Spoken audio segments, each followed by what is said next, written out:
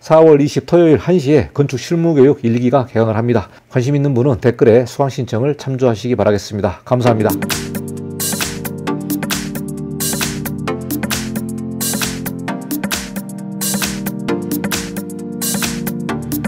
네, 안녕하십니까. 이건영 건축사입니다. 이번 시간은 건축법 지리외신을 공부해 보도록 하겠습니다. 다가구 주택에 관련된 지리외신 3개를 가져왔는데요. 먼저 1층 필로티 문제에 관련된 내용을 좀 공부해 보도록 하겠습니다. 자, 다가구 주택은 3계층 이하로 우리가 신축할 수 있는데요. 1층에 주택 외의 용도가 있는 경우에 필로티이더라도 다가구 주택 층수에 산입이 되는지 안 되는지 이 내용을 좀 공부해 보도록 하겠습니다. 자, 두 번째는 다가구 주택도 분양이 가능하냐? 이 질문을 하는 분이 있는데요.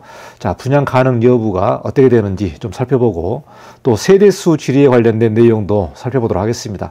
자, 큰 땅에 다가구 주택을 여러 동 지을 경우에 세대수 제한이 있는지 어떻게 산정하는지 이 문제를 가지고 건축법 지리외신 같이 공부해 보도록 하겠습니다. 자, 첫 번째는 다가구 주택의 1층 필로티가 아닌 부분에 설치하는 창고나 다용도 시설이 가능한지 이 내용을 공부해 보도록 하겠습니다. 자, 국토교통부 건축정책과 2019년 5월 24일에 질의한 내용인데요. 자, 질문을 좀 보도록 하겠습니다. 다가구 주택 층수 산정 시 1층의 바닥 면적의 2분의 1 이상을 필로티 구조로 하여 주차장으로 사용을 하고 그리고 나머지 부분을 주택 외의 용도로 사용하는 경우에 해당 층을 주택의 층수에서 제외하고 있습니다. 자, 이 내용은 다 공감하고 있는데요. 자, 문제는 여기서 주택 외의 용도에 따라서 다가구 주택의 부속 용도인 창고, 다용도실, 경비실을 포함할 수 있는지 그 질문을 한 내용이 되겠습니다. 자, 그러니까 요약해서 설명을 하면은 1층에 2분의 1 이상을 필로티 구조로 하고요. 그리고 주택 외의 용도로 사용하는 경우, 그러니까 뭐 상가가 들어오는 경우에는 큰 문제가 없는데 이 주택 외의 용도의 정의를 질문하는 것 같습니다. 자, 그래서 주택 외의 용도에 주택의 부속시설입니다. 부속시설의 창고라든가 다용도실이나 경비실을 1층 필로티에 신축을 할 경우에 이 부분을 주택 층수로 봐야 되느냐 아니면은 주택 외의 용도라고 보고 주택 층수에 산입을 하지 않느냐 이 질문이 되겠습니다. 이 부분은 매우 중요한 부분이죠. 자, 여기서 질문의 핵심은 뭐냐면 주택의 부속 용도입니다. 주택의 부속 용도인데 주택의 부속 용도를 1층에다가 설치를 했을 때 이 부분을 주택 층수에 산입을 하느냐 안 하느냐 이 부분이 질의의 핵심 내용이 되겠습니다.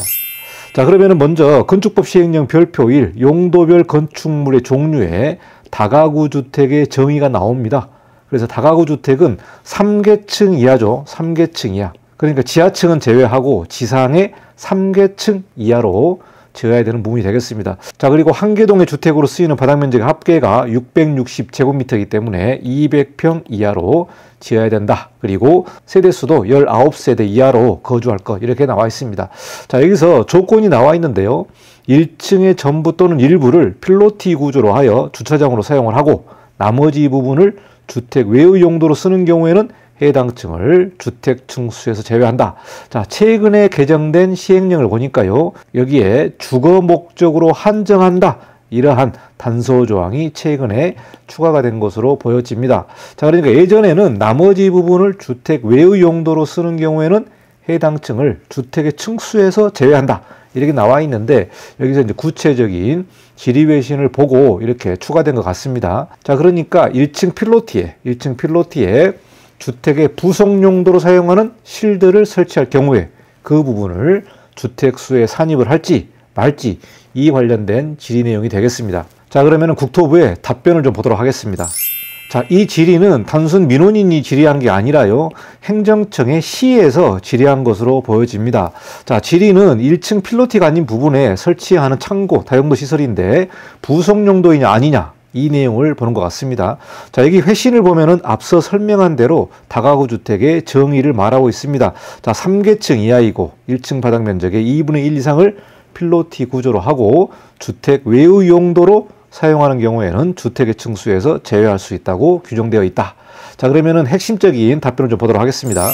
자, 이어서 답변을 좀 보도록 하겠습니다. 이는 1층을 주택 외의 용도와 일부 필로티 구조의 주차장으로 사용하는 경우에 주택의 층수에서 제외하도록 하고 있다. 자, 실제로 주택 한 개층의 추가 건축이 가능하게 함으로써 주거밀접지역 토지의 효율적 활용 등으로 다가구 주택 건축의 활성화를 모색하기 위함이며 이렇게 나와 있죠. 그러니까 1층의 일부를 필로티 구조로 하고 주차장으로 사용해야 됩니다. 주차장으로 사용을 하면서 주택 외의 용도가 들어갈 경우에는 층수에서 제외하고, 자, 이 목적은 법의 취지가 다가구 건축의 활성화를 모색하기 위해서 층수에서 제외시켜주는 내용이 되겠습니다. 자, 이어서 중요한 답변이 나오는데요. 여기서 주택 외의 용도란 해당 건축물의 개별 가구가 거주하는 주택이 아닌 다른 용도를 의미하는 것으로 판단된다. 자, 그러니까 순수하게 주거 용도의 목적, 즉 하나의 독립된 주거가 들어가지 않은 다른 용도를 의미하는 것으로 판단되기 때문에 그 용도는 뭐냐면은 완전한 독립된 주거가 아닌 경우에는 그냥 다른 용도로 보겠다는 내용이 되겠습니다. 자, 여기서 보시면은 질의한 분이 행정청인데요. 귀시에서 질의한 주택 외의 용도에는 창고, 다용도실, 경비실도 포함될 수 있을 것으로 사료된다. 자, 그러니까 주택 외의 용도는 다가구 주택의 부속 용도이더라도 개별 가구가 거주하는 주택이 아니라면 주택 외의 용도로 보고 주택 층수에서 제외시키겠다는 내용이 되겠습니다. 자, 그러니까 여기서 말하는 다가구 주택의 부속 용도인 창고나 다용도실이나 경비실은 주택 외의 용도이기 때문에 1층에 필로티가 있고요. 필로티가 있고 이 2분의 1이 필로티면서 주차장으로 사용되는 거죠. 주차장으로 사용을 하고 나머지 부분에 창고라든가 다용도실이나 경비실 이렇게 부속 용도가 들어가 있더라도 이 1층은 주택 층수에서 제외시킨다라는 답변의 해석을 여러분이 확인할 수 있을 것 같습니다. 헷갈리시면 안 됩니다. 그러니까 1층이 완벽한 주택이 아니라면은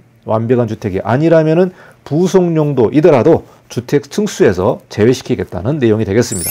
자, 다음 질문은요. 다가구 주택을 분양을 할 수 있는지 이런 질문을 했는데요.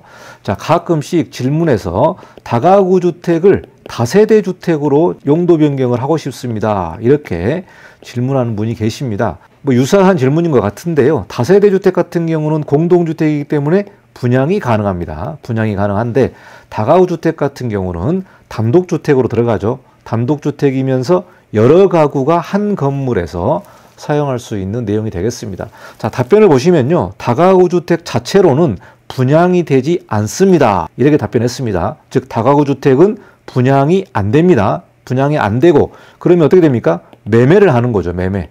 다가구 주택 한 건물을 말 그대로 통매매 형식으로 매매를 할 수 있다는 얘기죠.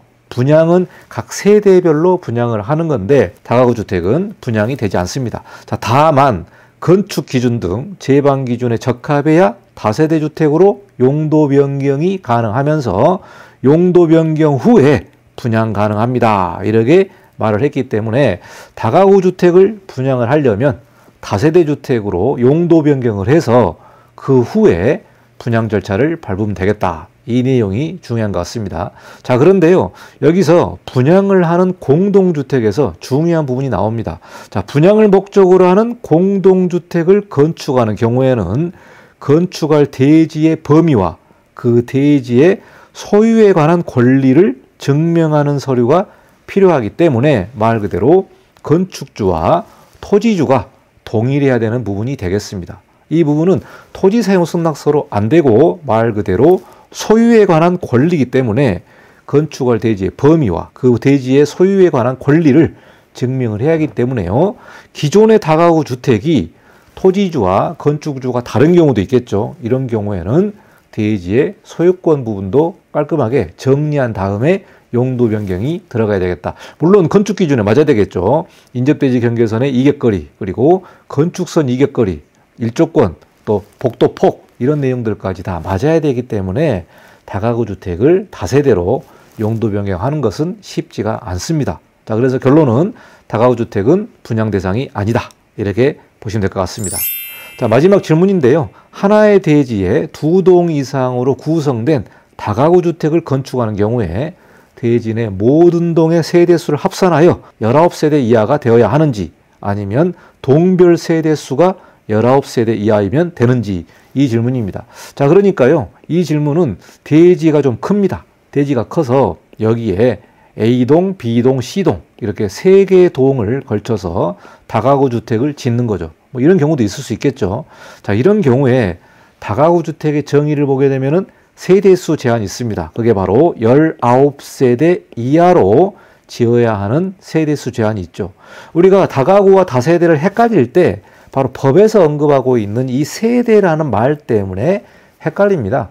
그러니까 쉽게 다가구 주택에서 19가구 이하 이렇게 해놓으면은 아, 다가구구나 이렇게 판단할 수 있는데, 다가구 주택도 세대라는 말을 사용하기 때문에 헷갈리는 거죠. 자, 그래서 다가구 주택은 3계층 이하, 200평 이하, 19세대 이하입니다. 그런데 분양이 안 되고 한 사람 이름으로 등기를 하는 거죠.